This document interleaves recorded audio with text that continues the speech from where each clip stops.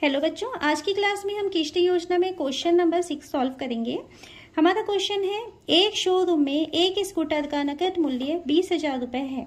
किश्त योजना से यह 11,000 रुपए तत्काल भुगतान के पश्चात दो समान वार्षिक किश्तों में 25% वार्षिक ब्याज की दर पर उपलब्ध है।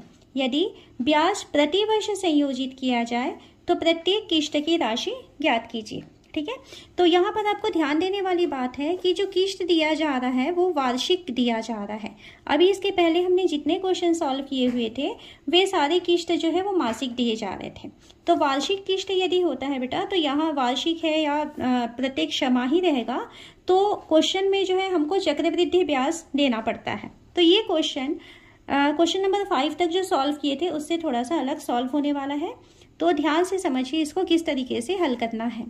हमें यहाँ किश्त की राशि पूछा जा रहा है, तो हम मान लेते हैं कि माना प्रत्येक किश्त की राशि x रुपए है। क्वेश्चन में दिया हुआ है कि यदि हम उसे नगद भुगतान करके खरीदें, है ना, नगद अगर मूल्य जैसे खरीदें तो वो स्कूटर 20,000 रुपए का है। तो हम यहाँ पर लिखते हैं नगद मूल्य बराबर 20,000 रुपए। लेकिन यदि हम उसे किश्तों में लेते हैं तो हमें स्टार्टिंग में उसको 11,000 रुपए देना है और बाकी के जो पैसे बचेंगे, जो 9,000 रुपए बचेगा, उसको 2 बार वार्षिक किश्तों में देना है, जिसमें 25% का ब्याज लगेगा। तो सेकंड जो ऑप्शन है उसके लिए हमें तत्काल भुगतान करना पड़ेगा। तत्काल भुगतान बराबर 11,000 रुपए, और 11,000 रुपए हमने तत्काल भुगतान कर दिया तो शेष राशि जिस पर हमें ब्याज देना होता है, तो शेष राशि हो जाएगा, टोटल स्कूटर 20,000 रुपए का था जिसमें से हम 11,000 रुपए पे कर चुके हैं। देन हमारे पास 9,000 रुपए का उधार बचता है जिस पर कि हमको ब्याज देना होगा। इतनी जानकारी हमको क्वेश्चन से मिल जाती है। उसके बाद हम लिखते हैं कि इसमें दर कितना दिया गया है, तो दर बराबर हमें क्वेश्चन में दिया गया है 25% वार्षिक। किश्तें कैसे संयोजित हो रहा है, वार्षिक संयोजित हो रहा है, तो समय बराबर हो जाएगा 1 वर्ष। जहां पे समय कैलकुलेट करेंगे ना वहां पर 1 वर्ष ही हमेशा हमको लिखना होगा। सबसे पहले हम देखते हैं कि जब 11,000 रुपए हम पेमेंट करके आ जाते हैं तब जो 9,000 रुपए बचता है, इस 9,000 रुपए का हमें 1 वर्ष के बाद में हमको ब्याज देना होगा। तो हम यहाँ पर लिखते हैं कि 1 वर्ष बाद ब्याज क्या होगा, जो हम 9,000 रुपए उधार छोड़े हैं। तो ब्याज बराबर हम लिखेंगे मूलधन गुणा दर गुणा समय बटा 100 बराबर मूलधन कितना उधार छोड़े थे हम 9,000 रुपए, क्या दर था 25%, समय हमको 1 वर्ष लेना है और बटा 100। सॉल्व कर लीजिए, तो यहाँ से 25 एकम 25, 25 चौक 100, और ये भी 4 से कट जाएगा, 4 एकम 4, 4 दूनी 8, 4 दूनी 8, 5 और 0, तो हमको यहाँ पर मिलता है 2250 रुपए। ये ब्याज हुआ। क्योंकि यहाँ पर चक्रवृद्धि ब्याज लग रहा है तो आपको पता है कि ये जो ब्याज है, ये ब्याज मूलधन के साथ जुड़ जाएगा और ये दूसरे साल के लिए मिश्रधन बन के वही मिश्रधन दूसरे साल के लिए मूलधन बन जाता है। तो 1 वर्ष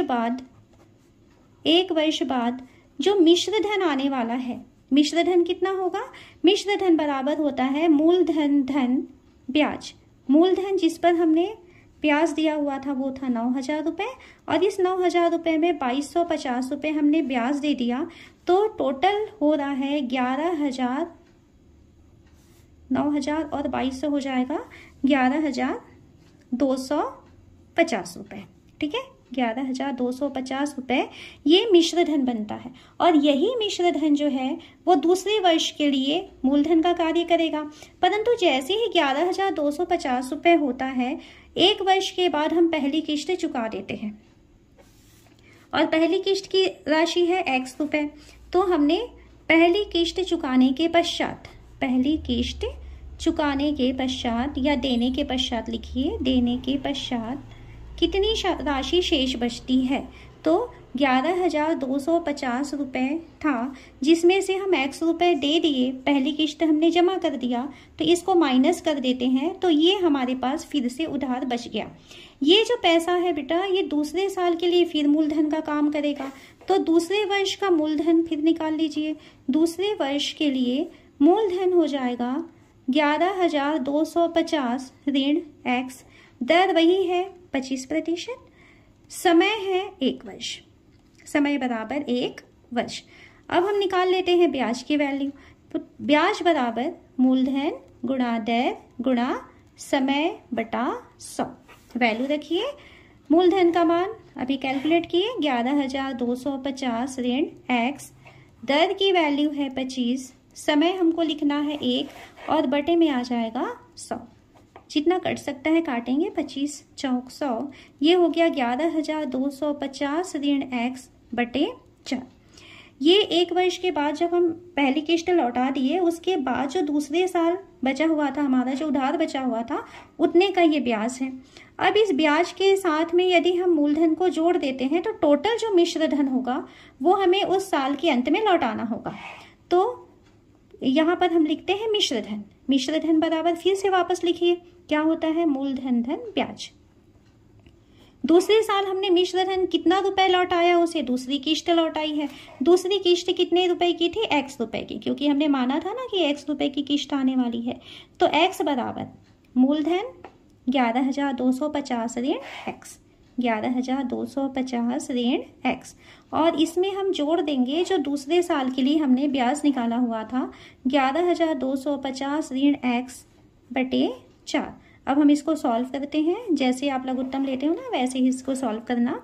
x बराबर, देखिए लघुत्तम क्या हो जाएगा इसका, 4 हो जाएगा। ये 4 इसके साथ गुणा कर दीजिए, तो ये हो जाएगा 44 और ये हो गया 45,000 ऋण 4x धन 11,250 ऋण x। ये 4 बटे में है, पक्षांतर होकर इसके साथ गुणा में चला जाएगा। 4x बराबर 45,000 और 11,250 को जोड़ देते हैं तो ये हो जाएगा 56,250, और यहाँ पर होता है -4x और -x -5x। पक्षांतर करिए तो ये 4x ऋण 5x था, इधर आकर के धन 5x हो जाएगा, बराबर 56,250। 9x हो गया, 9x बराबर 56,250। हमें तो x का मान ज्ञात करना है, यहाँ पर सॉल्व कर लेते हैं। तो x बराबर हो जाता है 56,250 बटा 9। कैंसिल हो सकता है तो करिए इसको, 9 से कट जाएगा, कितने बार, 6 2 5 0। तो इस तरीके से बेटा आपको x की वैल्यू मिलती है 6,250 रुपये, यानी कि जो दो उसने समान वार्षिक किस्तों में अपना पेमेंट किया हुआ है वो 6,250 रुपये की बनती है।